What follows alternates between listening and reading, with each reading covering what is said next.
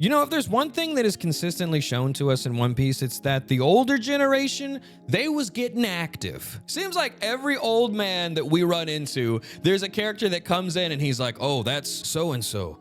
He used to run this back in the day. You don't even understand. He used to be the strongest dude here. Nobody could stop him. And it'd be every single old man, dude. But what's up, everybody? Welcome back to the channel. Hope everybody's having a good day. I certainly am after this new One Piece chapter came out. It was really good to me. I had a lot of fun reading it. Because yeah, I'm gonna be honest, I actually do care what Jarul thinks at a time like this. Coming off the heels of one of the best flashbacks in the entire series. I mean, we got God Valley. Do you guys know, like, I wanted God Valley. That was where I hoped Oda was going to be taking us with this flashback, but I didn't expect us to get God Valley. You understand? Like, I expected us to learn a little bit about Loki, a little bit about Harold, a little bit about, you know, some Elbaf politics, stuff like that. I did not expect God Valley. The fact that we got that much of God Valley is crazy. So cool. But as soon as that's over, we get right back into the action in Elbaf. And the ending of last chapter I really liked because it was Loki and Luffy finally about to fight together.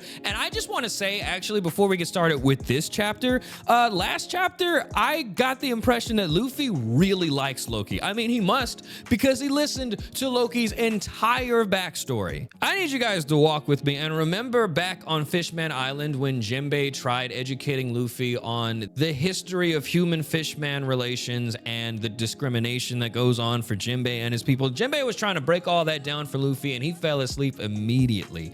But Luffy listened to the entire backstory that Loki was talking about. Shaki and all right? And Shaki was 3/4 of that entire backstory. And see, I posted that joke on Twitter and people were like, obviously Loki didn't tell Luffy the Shaki parts. He didn't know. That was just for us, the audience. And it's like, dude, I'm making a duh. So annoying, because the more people do shit like that, the more Oda becomes convinced that he did not tell us how bad Shaki was. So everybody that's doing shit like that on Twitter, I need you guys to knock it off.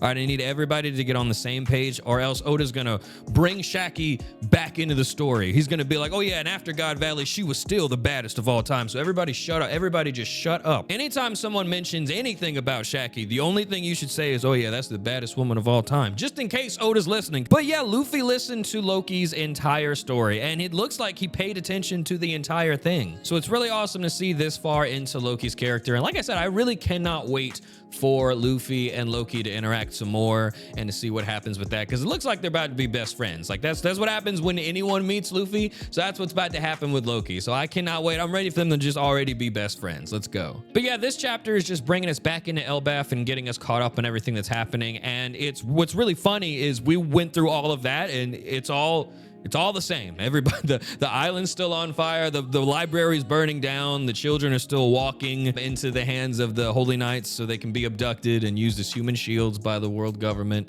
The Straw Hats are still tied up. Nothing's different there. They're all still tied up. The plot and all of the characters all made the decision to wait until Loki finished his story. Like everybody was like, no, hang on a second, because no one's heard this shit before. Okay, let's just wait. Let's everybody just calm down, and then when Loki's done, then we can keep fighting. All right, let's do it. But before we get all carried away with that, we need to talk about today's sponsor, which is Tokyo Treat and Sakura Co. Both Tokyo Treat and Sakura Co. are Japanese snack subscription boxes, and their mission is to help you experience Japan from the comfort of your own living room. They do that by providing you with a variety of fun, unique, and exclusive snacks that are only available in Japan. And love is in the air, because the theme for Tokyo Treat this month is Super Sweet Valentine. Get ready to celebrate Valentine's Day with Tokyo Treat's new Super Sweet Valentine box. You can look forward to snacks like the delicious strawberry shortcake Kit Kats, Love-A-Lot chocolate bars, and mini chocolate candy hearts, among other things to sweeten your day and spread the love. And the theme for Sakura Co. is a Kyoto's Valentine, which means you can look forward to seasonal treats like the Sobaboro cookies, Matcha Tsutsuri no Sato, Chocolate Munchie, or my favorite, the Strawberry Chocolate Crunch. And all of it tastes delicious with the tea for this month, the Caramel Bergamot Hojicha tea. And the tableware item for this month is a vintage kimono cloth pouch. And as usual, if you want to learn about the regions you're getting all of these snacks from, or if you need to check out any allergen information for any of the snacks that you'll be eating, then you'll enjoy going through the booklets that come with each box. So if you think this all sounds delicious and you'd like to get a box for yourself or for someone you love, check out the link in the description of this video and use code MUGIWARA to receive $5 off your first Tokyo Treat or Sakura Co box. A very special thank you to Tokyo Treat and Sakura Co for sponsoring this video, and an equally special thank you to you for watching this video. And with that, we are back to the show. But this chapter really is just to bring us back to Elbaf,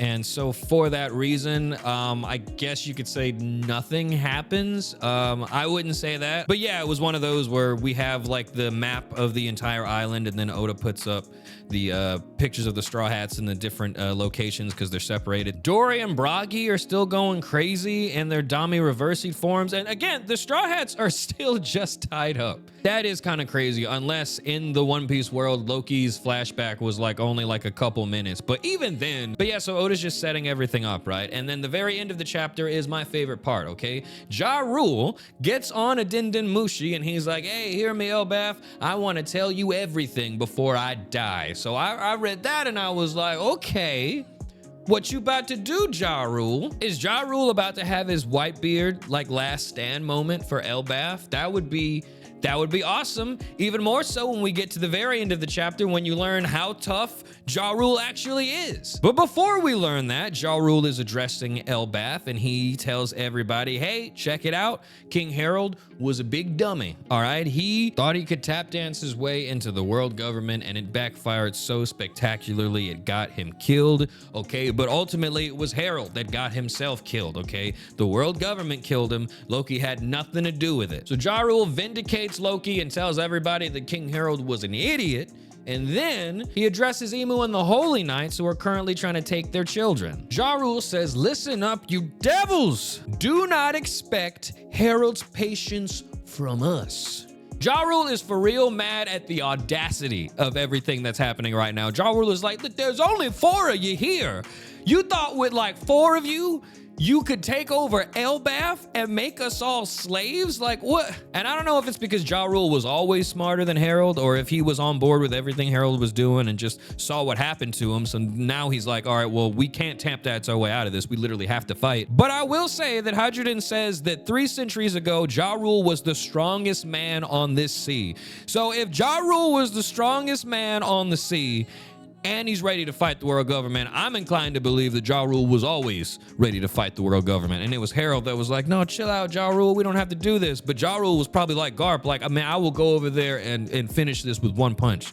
All right, just let me free. But Jarul mobilizes all of the giants and they are ready to fight back against the world government. Now, I feel like this is just setting everybody up to get washed by the Holy Knights, at least until Luffy and Loki show up. But I feel a little bit better because Zoro and Sanji are up there now too. So I don't think anybody's going to be washed. Like, I mean, God, I hope the Holy Knights don't wash everybody, Zoro and Sanji included. And Gaban is there too. I hope that's not what we're about to witness, but we know that we can't just outright win against them this early. Even though, to be honest, I really think that the Holy Knights, Emu, like, I don't think any of them really know how to fight. They was all scared of rocks because he knew how to fight and he was actually the strongest like pirate ever. Like he put the fear of God in Emu to the point where Emu was like, hey, I don't care what y'all gotta do, kill him. Hey, next time you see him, I want him out of here. And Garland tried to fight him in God Valley. My God, Garland's bitch ass. Garland tried to fight him in God Valley. We didn't even see what happened. Oda just cut back and here's Garland on the ground. All right, so that's how we should always view the Holy Knights, Emu, everybody in the world government. They're just pathetic. There's not anything remarkable about any of these people who abuse immortality and regeneration gimmicks just to stay in fights. Like, I don't know, I can't respect them anymore, especially not after what I've seen happen to Garland. I just can't. But the chapter ends with everybody mobilized, ready to fight back against the world government. Even Usopp is feeling himself. He's like, the Elbaf that I love is back. And Nami very, very rightfully is like, that's great. Can you think of any way to get us out of this plant, man? You work with plants. your entire career that these are thorns. Do you have anything and that magical plant bag that can get us out of these thorns? But yeah, the chapter ends with Zoro, Sanji, and everybody else. Pretty much everybody besides Luffy and Loki, because I think they're still downstairs fighting. It ends with everybody charging into that fight, and Ja Rule ends his speech by saying, "Protect the peace that Harold envisioned," which I really like, because it's like, you know, Harold, he didn't get a lot of things right. He was a dummy, but wanting peace is never wrong. So I really like that Ja Rule was like, hey, he was an idiot. Like, the shit that he was doing was stupid, but what he wanted is beautiful. All right, we should fight to protect the dream that he had. But yeah, that's where we are right now, and I'm excited. Good to do chapter reviews again. This is what we started with on the channel, so gotta keep doing it. Show my love to everybody who likes to come here and watch these. Also, I stream pretty consistently now. Tuesdays and Thursdays, we are playing Breath of the Wild.